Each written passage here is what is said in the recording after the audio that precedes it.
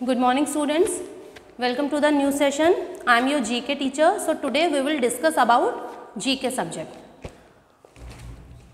Our first chapter is Indian satellite. So first of all हम अपना chapter start करने से पहले, क्योंकि ये आपकी फर्स्ट क्लास है, तो इसमें हम सबसे पहले डिस्कस करेंगे कि जीके क्या होता है। जीके की फुल फॉर्म हम सभी को पता है। जीके का मतलब होता है जनरल नॉलेज, जिसमें हम अपने आसपास के जो भी नई नई चीज़ें होती हैं या जो भी पुरानी ऐसी चीज़ें हैं जो इन फ्यूचर हमें याद करनी रहती हैं, कि हमें वो चीज़ें हमें याद रखनी है, हमारे माइंड में सेट होनी चाहिए, तो उन चीज़ों को हम एक सब्जेक्ट बनाया गया है जीके, जिसके अंदर हम सब कुछ याद करके लिखते हैं और वो चीज़ें हमारे फ्यूचर में हमेशा आती हैं, याद यूज़ होती हैं। सपोज़ आप किसी भी एंट्रेंस में बैठेंगे, अब आप 6 क्लास में आ गए हैं, आप 6 स्टैंडर्ड के स्टूडेंट्स हैं, जब आप और बड़ी क्लासेस में जाएंगे तो क्या होगा, किसी भी एंट्रेंस में बैठने के लिए जो फर्स्ट एग्ज़ाम हमें देना होता है वो जीके का एग्ज़ाम होता है। वो किस चीज़ का एग्ज़ाम होता है? जीके।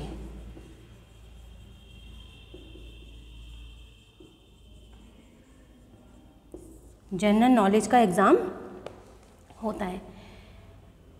उस जनरल नॉलेज के एग्ज़ाम में हमें वो सारी बातें देखने को आती हैं जो शायद हमने सुनी भी हो, देखी भी हो, और कुछ कुछ ऐसी चीज़ें होती हैं जो हमारी बर्थ से पहले की चीज़ें होती हैं। तो ये सारी चीज़ें हमारी लाइफ में बहुत इंपॉर्टेंट रोल प्ले करती हैं। तो जीके सब्जेक्ट एक ऐसा सब्जेक्ट है जो हर इंसान की लाइफ में इम्पॉर्टेंट होता है। कहीं ना कहीं ये सब्जेक्ट हमारी डेली लाइफ से भी जुड़ा हुआ होता है। इसके बहुत सारे सोर्सेज होते हैं, क्योंकि हम जीके कैसे गेन करते हैं, हमें जीके किस तरीके से देखने को मिलेगा। डिफरेंट टाइप्स के जो सोर्सेज होते हैं उससे हमें इन्फॉर्मेशंस मिलेंगी, उन इन्फॉर्मेशंस को हम इस सब्जेक्ट के अंदर रखेंगे। ओके, वो सोर्सेज क्या हैं जिनसे हमें डिफरेंट टाइप्स की इन्फॉर्मेशंस जो हैं वो मिलती हैं। तो वो सोर्सेज कौन से होते हैं? Look at the black board.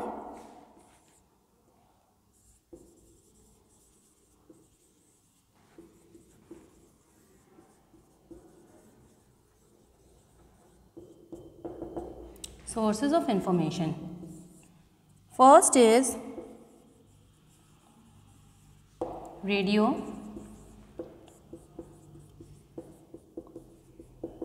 television,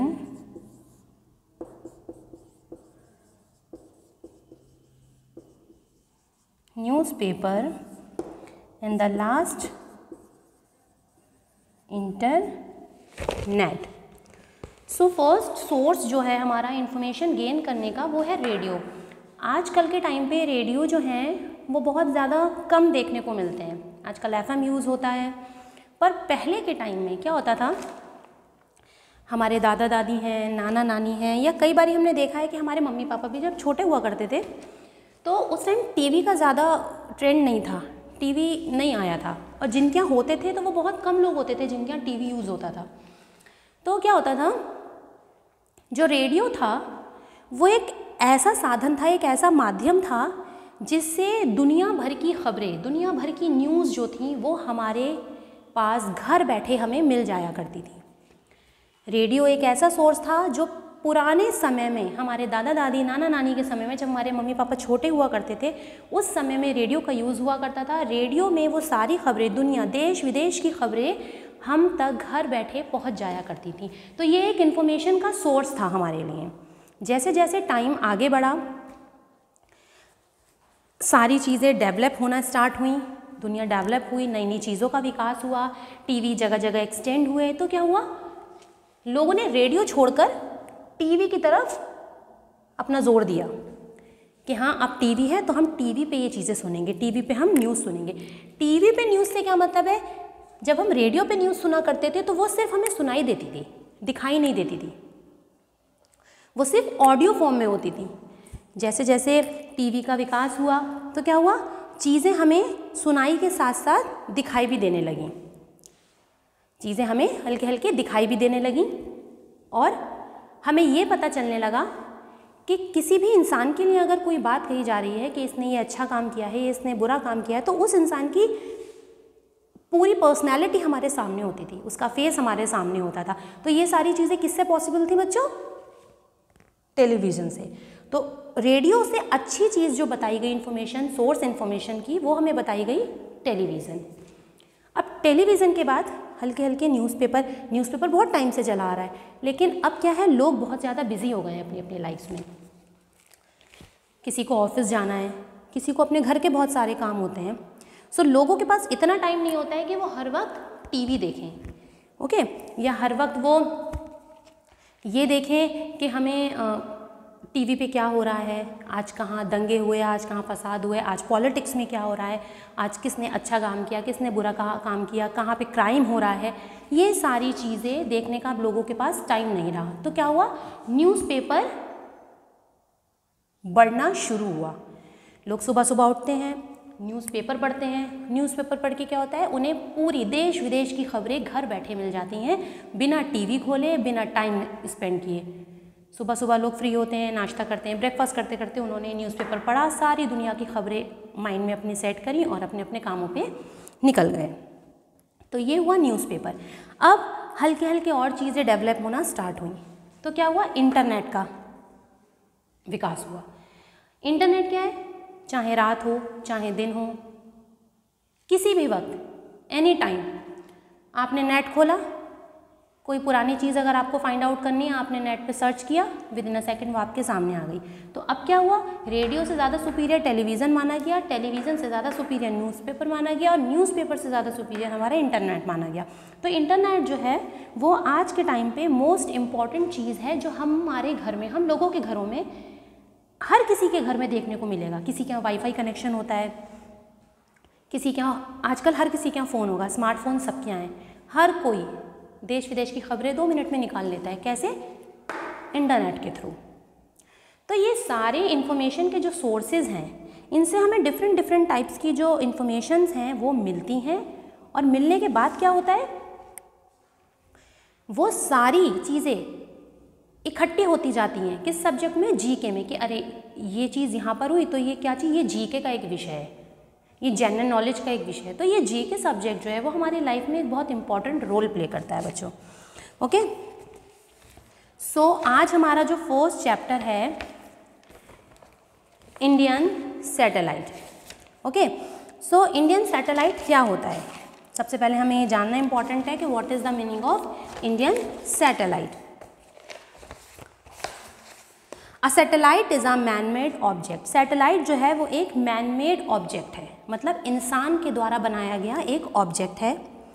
launched into temporary और permanent orbit around the earth, जिसे या तो टेम्पररी तौर पे यानी सिर्फ कुछ समय के लिए, या परमानेंट या हमेशा के लिए पृथ्वी के आसपास घूमने, ऑर्बिट का मतलब होता है परिक्रमा करना, किसी चीज़ के चारों ओर चक्कर लगाना, तो चारों ओर चक्कर लगाने के लिए बनाया गया है, ताकि पृथ्वी पर जो जो चीज़ें हो रही हैं, कोई बाहरी चीज़ तो आके पृथ्वी से नहीं टकरा जाएगी, या पृथ्वी पे कोई और नुकसान तो नहीं हो जाएगा। तो ये सारी चीज़ें जो साइंटिस्ट होते हैं वो अपनी साइंस लैब में बैठे बैठे देख सकते हैं, किसके थ्रू, हमारे सैटेलाइट के थ्रू। आप लोगों ने देखा होगा कभी कभी रात में जो लोग अपने घर के बाहर आंगन में लेटे होते हैं, कभी या सोते होते हैं, उठ के देखा होगा जो आसमान में जितने भी स्टार्स होते हैं, उन स्टार्स में हमें कहीं कहीं ये लगता है कि एक सिल्वर कलर का पॉइंट चल रहा है, तो हम कहते हैं ये चलता हुआ तारा है। तो वो हमारा सैटेलाइट होता है जो ऐसे ऐसे करके राउंड करता है, और हमें ये लगता है कि वो एक स्टार है जो चल रहा है, पर वो स्टार नहीं होता है, वो क्या होता है, सैटेलाइट होता है, ओके। तो व्हाट इज सैटेलाइट, ये जानना भी बहुत इंपॉर्टेंट है। सबसे पहले what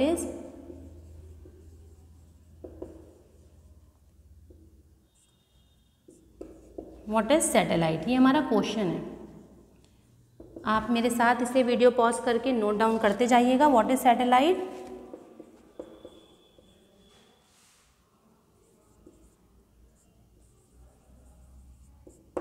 a satellite is a moon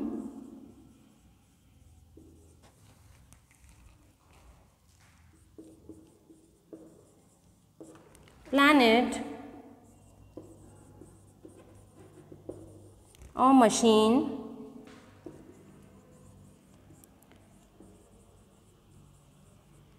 that orbit a planet or star। Satellite जो है इज़ अ मून प्लैनेट और machine that orbit a planet और स्टार। हम ये कह सकते हैं कि सैटेलाइट एक ऐसी मशीन है जो किसी भी प्लैनेट के, मून के या स्टार्स के चारों ओर घूमकर उसकी परिक्रमा करती है। सिंपल इज़ दैट, हमारा ये मतलब है। क्योंकि ये मैन मेड मशीन है, इसको इसीलिए बनाया जाता है कि जो भी चीज़ें हो रही हैं, जो भी प्रॉब्लम्स हो रही हैं, जितने भी प्लैनेट हैं उन पर, तो उसकी ये सारी हमें पूरी जो भी क्वेरी है वो हमें ये ईजिली दे देती है, क्योंकि इसके अंदर वो सब कुछ रिकॉर्ड होता है, हम सब देखते रहते हैं कि क्या चल रहा है ऊपर आसमान में। तो इसे हम सैटेलाइट कहेंगे। ओके, इसका हम एग्जाम्पल दे सकते हैं। Earth is a satellite because its orbit the sun. Earth कह सकते हैं हम एक सैटेलाइट है कि ये सन का ऑर्बिट करता है। Likewise the moon is a satellite because its orbit the earth. Moon earth का करता है। तो इस तरीके से ये प्रोसेस चलता रहता है। तो आप लोगों को समझ में आ गया होगा कि what is the meaning of satellite. आप लोग इसे नोट डाउन कर सकते हैं, इसे आप लोग नोट करिए, what is a satellite. Okay,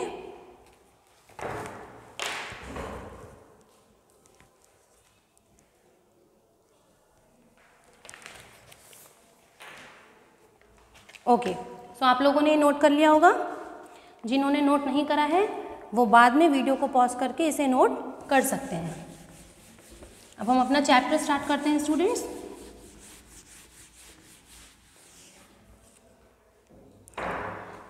यहाँ पे है fill in the blanks using clue for you. नीचे क्लू बॉक्स भी दिया हुआ है, जिसको स्पेलिंग में मिस्टेक हो या जिसको समझ में ना आए वो वहाँ से नोट कर सकता है, बट वैसे मैं आपको बोर्ड पे कराऊंगी। First question, dash is the first exclusive meteorological satellite build by ISRO। ये फर्स्ट एक्सक्लूसिव मेट्रोलॉजिकल सैटेलाइट थी जो ISRO के द्वारा बनाई गई थी। फर्स्ट का आंसर लिखिए मैटसैट।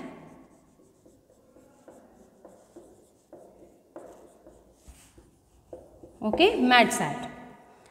Second question is dash was the experimental satellite launched for earth observation on June 7, 1979। ये एक्सपेरिमेंटल सैटेलाइट लॉन्च की गई थी कि ये अर्थ को ऑब्जर्व करे, उसका ऑब्जर्वेशन करे। ये कब लॉन्च हुई थी? June 7 में 1979 में। Okay, so answer is Bhaskar first. Okay, Bhaskar first नाम का ये सैटेलाइट था जो लॉन्च किया गया था 7 जून 1979 में। So third question is dash was an improved version of Bhaskar 1।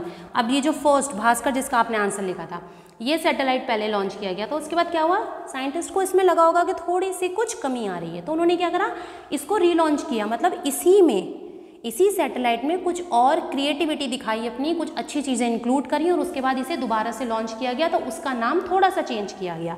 नाम चेंज करके क्या रखा गया,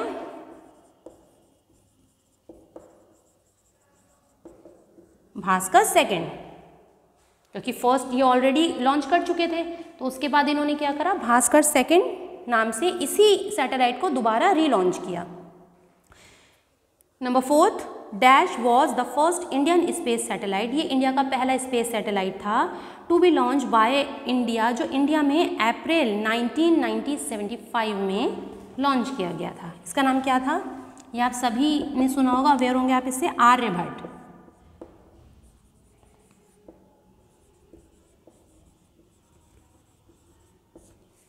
आर्यभट्ट। Okay, number 5।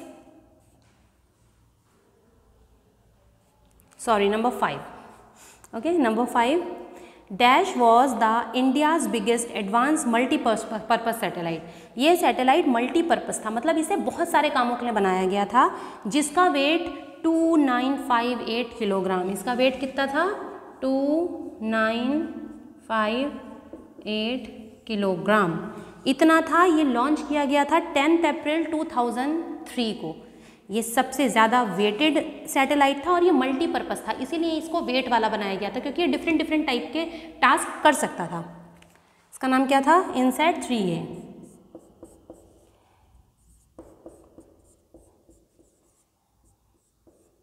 आप लोग ध्यान से देखिएगा, जिन जिन आंसर को मैं कैपिटल वर्ड्स में लिख रही हूँ, आपको भी वो कैपिटल वर्ड्स में ही लिखने हैं।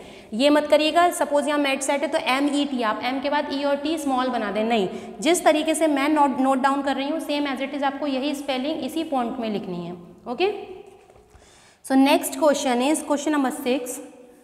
Dash was the first Indian satellite, ये इंडिया का पहला सैटेलाइट था, build exclusive for serving the educational sector, जिसे एजुकेशनल सेक्टर के लिए बनाया गया।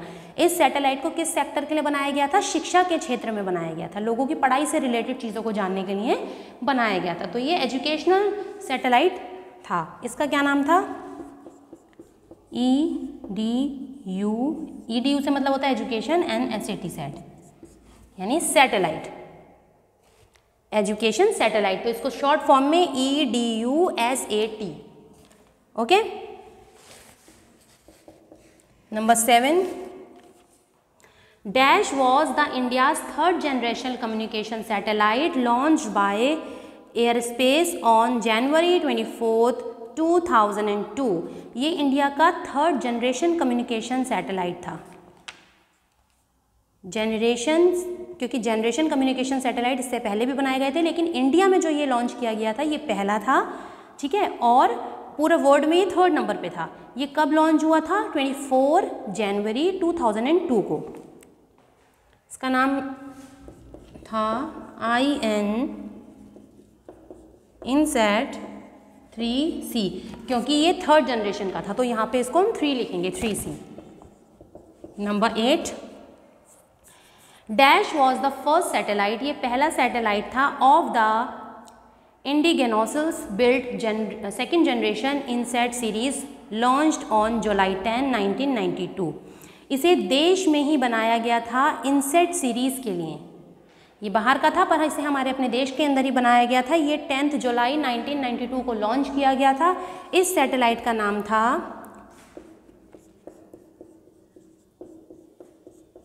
INSAT 2A। Okay, 9th, India entered the US dominated global market for satellite launch vehicle with the launch of dash। ये US dominated global market के लिए इस satellite को लॉन्च किया गया था। इसका नाम क्या था? PSLV-D3।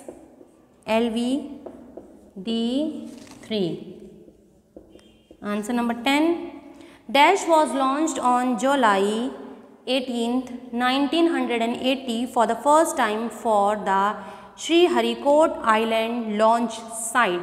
ये इंडिया का पहला ऐसा सैटेलाइट था जो श्रीहरिकोट आइलैंड पर लॉन्च किया गया। मतलब इसे कहाँ लॉन्च करने के लिए लेके जाया गया? एक आइलैंड पे लेके जाया गया जो जुलाई 18 को 1980 में किया गया था। इसका नाम था Rohini 1। Rohini 1।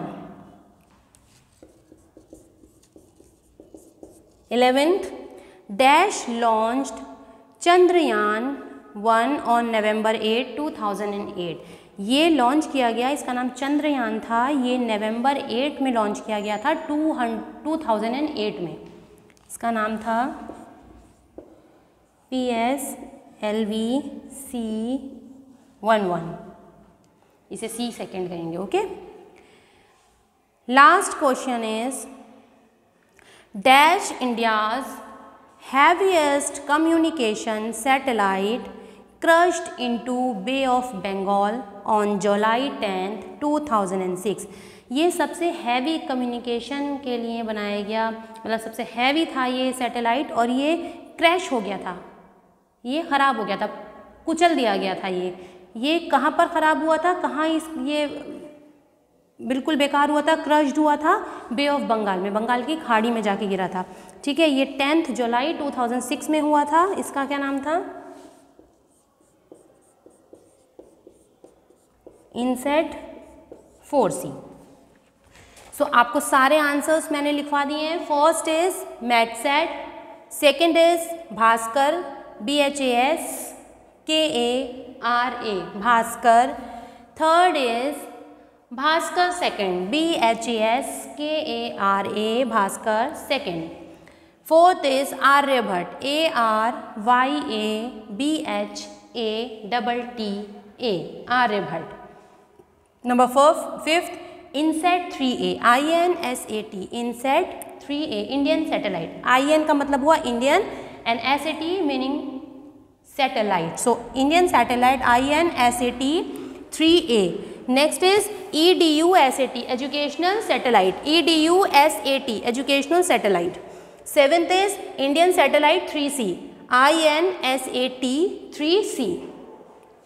Number eighth INSAT, Indian satellite 2A। ये INSAT जो है इससे मीनिंग हमारा इंडियन सैटेलाइट से है। ये इंडियन सैटेलाइट नाम दिया गया है, उसके आगे उनकी रेंज दी गई है कि वो इस नाम से हमारे सामने आए थे। Okay, so number 9 PSLV D3 and number 10 Rohini first, ROHINI, Rohini first. Number 11 PSLV C11 या C सेकेंड आप कह सकते हो इसको। And the last is Indian satellite INSAT, Indian satellite 4C। तो आपको अच्छे से समझ में आ गया होगा स्टूडेंट्स, आई होप कि ये आपका जो सैटेलाइट चैप्टर है इंडिया सैटेलाइट, इसमें इंडिया में कौन कौन से सैटेलाइट जो है वो हमारे लॉन्च हुए, कौन कौन से क्रश्ड हुए, कौन कौन से सक्सेसफुल हुए, कौन सा सैटेलाइट हमारा किस फील्ड के लिए बनाया गया, कुछ कम्युनिकेशन फील्ड के लिए बनाए गए, कुछ एजुकेशन फील्ड के लिए बनाए गए, कुछ सैटेलाइट बहुत हैवी थे, कुछ सैटेलाइट बहुत हल्के थे, कुछ को बहुत बड़े थे, कुछ छोटे थे। तो डिफरेंट टाइप्स के सैटेलाइट जो हैं वो डिफरेंट टाइप्स की फील्ड्स के लिए बनाए गए। ओके, आप लोग ये सारे क्वेश्चंस जो हैं वो आपके जीके का जो फर्स्ट चैप्टर है पेज नंबर 55 पे, ये कहाँ पर है, मैं यहाँ पेज नंबर भी लिख देती हूँ, पेज नंबर 55 पे आप लोगों को ये मिलेगा। आप लोग प्लीज़ नीट एंड क्लीन इसे नोट डाउन करिएगा। हर क्वेश्चन के आगे स्पेस गिवन है, उस स्पेस पे आपको ये आंसर्स लिखने हैं। Please write neat and clean. सो आप लोगों को अच्छे से समझ में आ गया होगा चैप्टर। आगे आपको बहुत सारे अच्छे चैप्टर्स पढ़ने में आएंगे, समझने में आएंगे, क्योंकि जीके एक ऐसा सब्जेक्ट है जो आप अगर आज सीख लोगे, अगर आपने आज अच्छे से ये सैटेलाइट के बारे में सीख लिया, तो इन फ्यूचर आपसे कोई भी पूछेगा कि इंडियन सैटेलाइट होता क्या है, तो आप बहुत आराम से उसको आंसर दे सकते हो। कौन कौन से सैटेलाइट है वो भी दे सकते हो। अगर आपसे कोई ये पूछ ले कि सैटेलाइट्स क्या हर फील्ड में बनाए जाते हैं, तो यस, उसे हम एजुकेशन फील्ड के लिए भी बना सकते हैं, उसे हम कम्युनिकेशन फील्ड के लिए भी बना सकते हैं। तो जीके सब्जेक्ट बहुत ही ध्यान से पढ़ने वाला सब्जेक्ट है जो आपके फ्यूचर तक काम आता है। ओके स्टूडेंट्स, सो ये चैप्टर हमारा यहाँ फिनिश हुआ। नेक्स्ट क्लास में हम आपको दूसरा चैप्टर स्टार्ट कराएंगे। आई होप आपको उसमें भी बहुत ज़्यादा मज़ा आएगा, क्योंकि जीके बहुत इंटरेस्टिंग सब्जेक्ट है। सो मैंने अब आपको सारे आंसर्स यहाँ नोट करा दिए हैं। प्लीज़ आप लोग राइट करिएगा इसको अपनी नोटबुक में, NEET and clean note down करिएगा। अगर कुछ ऐसा है जो आपको वीडियो में समझ में नहीं आया, कुछ भी समझ में नहीं आता है, तो आप वीडियो को पॉज करके उसे दोबारा से देख सकते हैं। दोबारा से आप रोक के वीडियो को देखिए, समझिए और अच्छे से अपनी नोटबुक पे और बुक में इसको नोट डाउन करिए। बाकी इस चैप्टर की PDF मैं आप लोगों को सेंड कर दूंगी। So thank you so much, have a nice day students.